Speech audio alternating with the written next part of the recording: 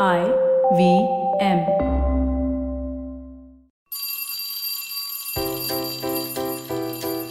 Hello, one. Hello, all. Welcome to the Diary of the Traveling Professor.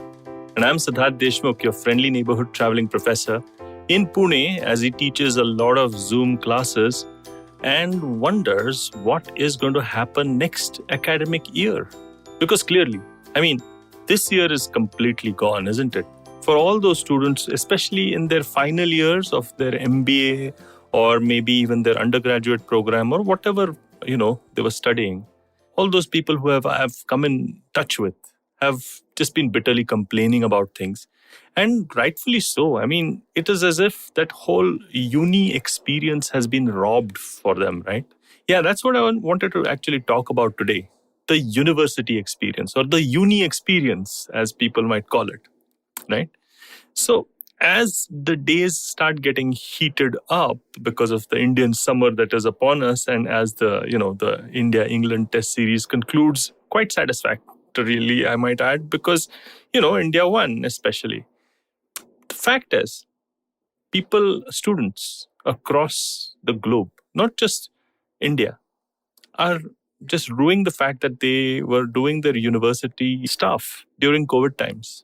And it has been a very rude awakening for what they wanted to do. They've heard these stories from seniors, they've heard these stories from other people, like there's nothing like the university experience. And well, there you have it. In fact, I'm going to talk about the future of the university experience towards the end of this diary entry of mine. But before that, let's just delve into what the university experience brings, the positives and the negatives. I think people who do look at the university experience, get into a tribe. And that tribe, for the first time, is one wherein they are responsible for their own actions. So it's not like they're, being connected to their families. Nobody's there to protect them in that sense. They have to forge their own bonds. They have to make their own friendships. They have to make sure that, they make their own mistakes. And the fact is that there are so many things to do, so little time. So boundaries kind of melt, especially when you're in a residential campus like maybe all the wonderful MBA colleges like MICA and SP Jain and stuff like that. So you set your own boundaries, you set your own rules, you set your own friends, you connect to your own, little tribes. And then you belong to the bigger one, which is, your batch or your seniors and you and stuff like that. And it's a lot of fun. And for the first time, I think you experience something which is like what I call a bubble of freedom. In fact, I used to call the MICA residential campus thing a sort of a reality show program, because it's not reality, but it kind of mimics reality. Everything is exaggerated, emotions run high, sleep is less. You can get into bad habits, but you can get into some really, really good relationships as well. So there's always a pro to a con. And I'm not trying to, be overtly romantic over here, but it can be a particularly life-defining experience for most of us. And the fact is that it is something which these guys who have missed out the uni experience will miss, because what tends to happen is that you grow as a person, you evolve because, you have been challenged. A lot of the things that you thought were true before you came to campus, you just meet some new people coming completely unconnected to your life in any way, and you just get out of the bubble.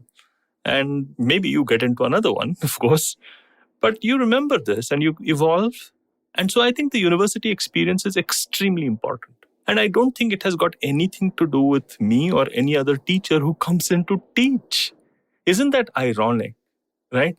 Because we go to an educational institute to so-called learn from professors and stuff. But actually the uni experience, probably 90% of it is outside of the classroom. Now, I'm not for a moment saying that classroom lectures are bad or good. Maybe that's the reason why I'll do a different diary entry. Okay, I have my own views on it.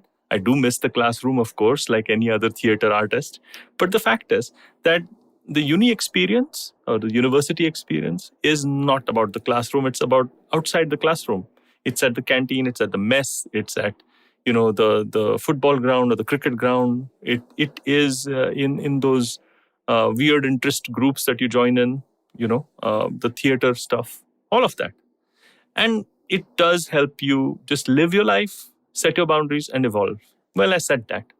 And what do I think about the future of it?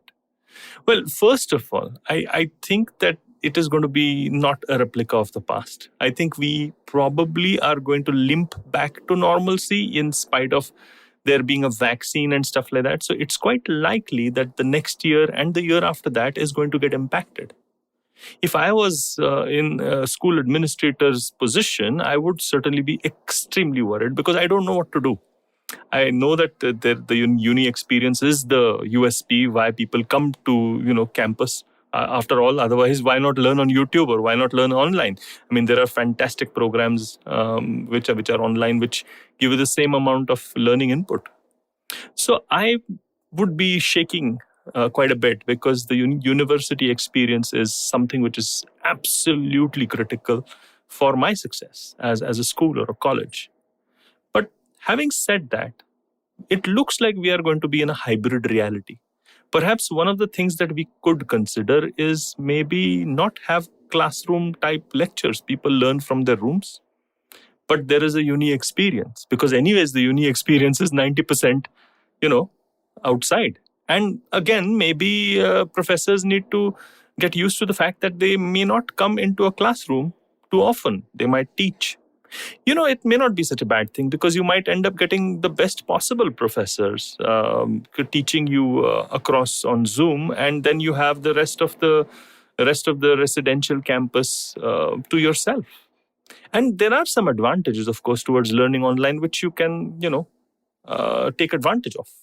So I don't know. I'm maybe just shooting from the hip here. These are testing times. This is not a perfect solution. This is a raw thought.